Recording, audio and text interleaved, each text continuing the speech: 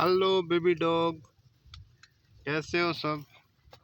ऊपर देखो हाँ शाबाश। फाइनली डॉग के बेबी जो है वो 1 महीने के हो गए हैं और अभी इन्होंने आंखें खोली हैं। सब ने 3 हैं।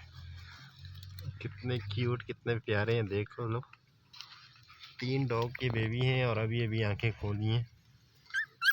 काफी प्यारे लुक के साथ और काफी पहलवान किस्म के हैं।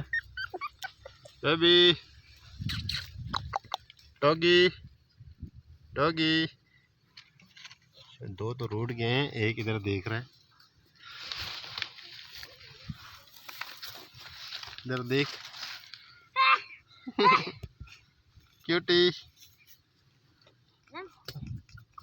क्यूटी